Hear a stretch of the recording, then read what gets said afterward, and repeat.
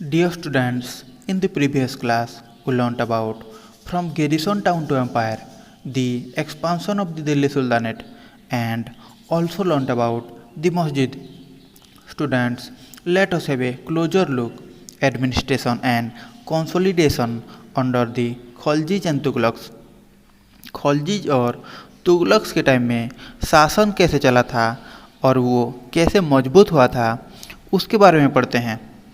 The consolidation of a kingdom at vast as Delhi sultanate needed reliable governors and administrators.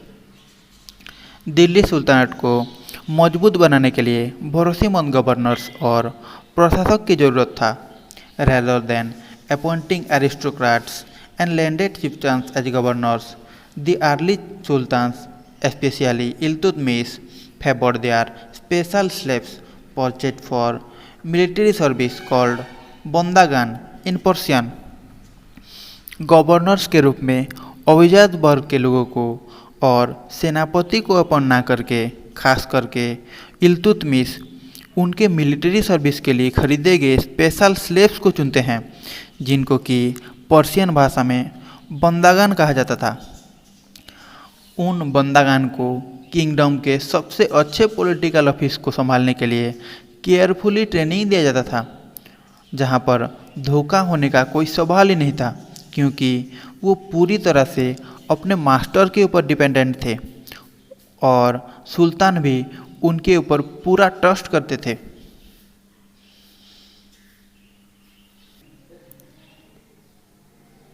Students, the Khaljis and Tughlaqs continued to use bondagan and also raised people of humble birth who were often their clients to high political positions. They were appointed as generals and governors. खलजीज और तुगलक्स उन बंदागन लोगों को शासन के दौरान use करने लगे और उनके नीचे कुछ क्लियंट्स थे जो कुछ ऊंचे राजनीतिक पोस्ट में भी काम करते थे. उनको जनरल्स और गवर्नर्स के रूप में अपॉइंट किया जाता था. Students, slaves and clients were loyal to their masters and patrons but not to their heirs. New sultans had their own servants. Slaves और क्लियंट्स अपने मालिक के प्रति बहुत ईमानदार थे लेकिन उनके उत्तराधिकारी प्रति नहीं थे. नए सुल्तान्स के खुद का नौकर थे जिसकी वजह से जब नए राजा राज्य आरोहण करते थे तो न्यू एंड ओल्ड नोबिलिटी के बीच लड़ाई होता था. The patronage of this humble people by the Delhi sultans also shocked many elites and the author of Persian tawarikh criticise the Delhi sultans for appointing low and base born to high offices. राजा जो ये लोगों को आश्रय दिए ये राज्य के अभिजात वर्ग के लोगों को चकित कर दिया और इसको तावारीख के लेखक राज्य के कार्यालय में नीचे जाति के लोगों को नियुक्त करने के लिए दिल्ली सुल्तान्स को क्रिटिसाइज करते हैं, दिल्ली सुल्तान्स की निंदा करते हैं.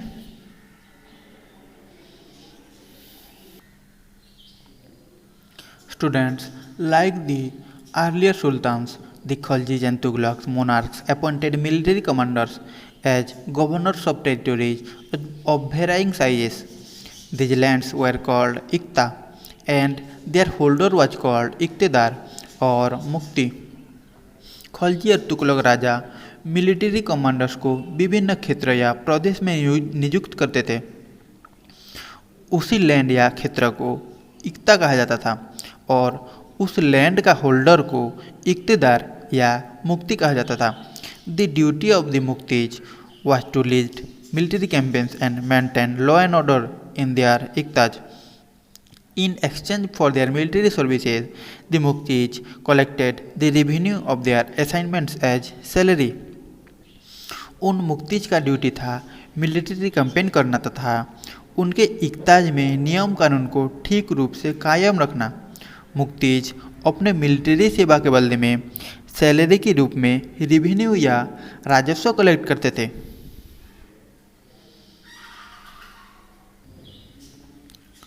Students, they also paid their soldiers from this revenues. उन रेवेन्यू से वो सोल्जर्स को पैसा भी देते थे।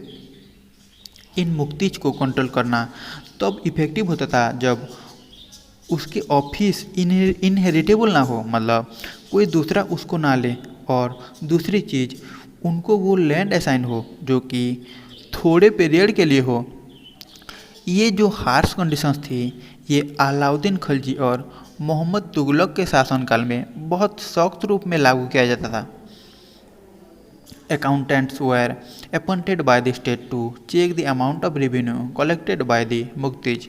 Care was taken that Mukti collected only the taxes prescribed by the state and that he kept the required number of soldiers. State के द्वारा अकाउंटेंट को अपॉइंट किया जाता था ताकि वो देखे कि कितना रेवेन्यू कलेक्ट हुआ है मुक्तिज के द्वारा, और भी ध्यान दिया जाता था कि राज्य जितना टैक्स निर्धारित करते थे उतना ही टैक्स मुक्तिज लोगों से कलेक्ट करें और वो आवश्यक सोल्जर्स अपने साथ रखें।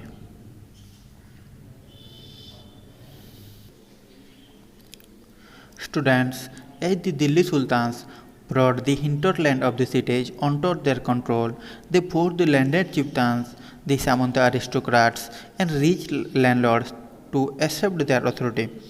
जैसे ही दिल्ली के सुल्तान्स दिल्ली के आसपास वाले इलाकों को कंट्रोल में किया, उन्होंने जो चिफ्तान्स, सामंत अरिस्टोक्रेट्स और धनी जमींदार थे उनको अपने अथॉरिटी को एक्सेप्ट करने के लिए, मतलब उनको आज्ञा पालने के लिए मजबूर किए।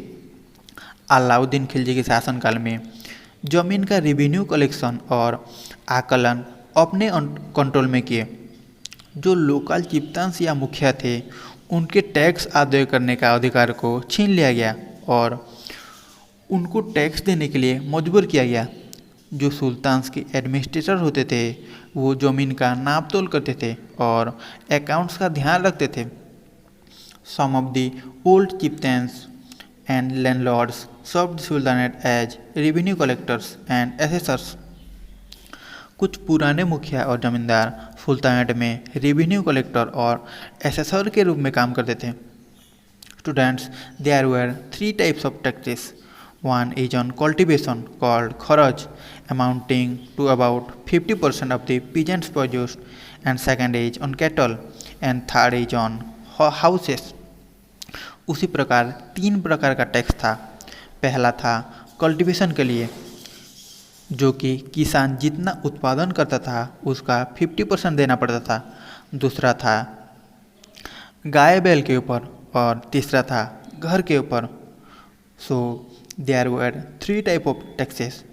First was on cultivation, second was on cattle and third was on houses.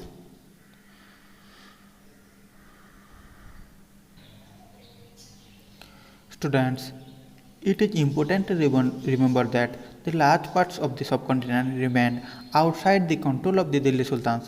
It was difficult to control distant provinces like Bengal from Delhi, and soon after annexing southern India, the entire region became independent. देश के बहुत से भाग अभी भी Delhi sultanate के control से बाहर था। दूर दूरांतर प्रदेश जैसे कि बंगाल दिल्ली से बहुत दूर था। बंगाल को कंट्रोल करना बहुत कठिन था और साउदर्न इंडिया को एनेक्स करने के बाद, उसको जोड़ने के बाद पूरा इलाका इंडिपेंडेंट हो गया था। Even the Gangetic plain, there were forested areas that the sultanate forces could not penetrate. Local chieftains established their rule in these regions. Sometimes rulers like Alauddin Khilji and Muhammad Tughlaq could force their control in these areas, but only for a short duration. Gangetic plain में कुछ ऐसे forested area थे, जंगल वाले area थे जहाँ पर sultanate की आर्मीज नहीं घुस पाए थे। जो लोकल चिफ्टेंस थे उस रीजन्स में वो अपने शासन चलाए। कुछ टाइम्स के लिए ही अलाउद्दीन खिलजी और मोहम्मद तुगलक उसी एरियाज पर कंट्रोल कर पाते थे, लेकिन बहुत ज़्यादा टाइम तक नहीं, क्योंकि चिफ्तान्स वहाँ पर बहुत स्ट्रांग थे।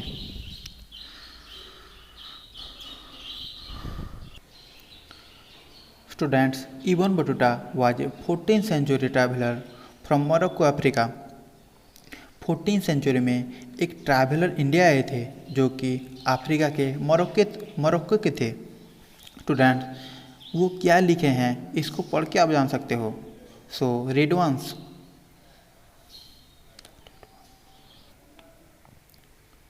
Students, the Mongols under Genghis Khan invaded Tanzania in northeast Iran in 1219 and the Delhi Sultanate forced their onslaught soon after. Genghis Khan के अंडर में मंगोल्स नॉर्थ ईस्ट ईरान के ट्रांसोनिया को 1219 में आक्रमण किए थे और उसके बाद वो दिल्ली सुल्तानेट पर भी हमला बोले थे।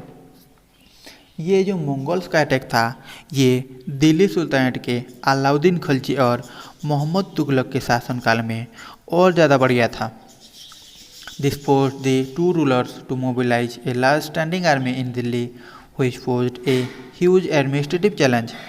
मंगोल्स के आक्रमण उन दोनों सुल्तान्स को मजबूर किया कि वो एक बड़े आर्मी का संगठित करें आक्रमण से बचने के लिए, जो कि उनके लिए एक बड़ा प्रशासनिक चुनौती था। आगे हम दोनों सुल्तान्स ऐसी सिचुएशंस के साथ कैसे डील किए थे उसके बारे में पढ़ेंगे।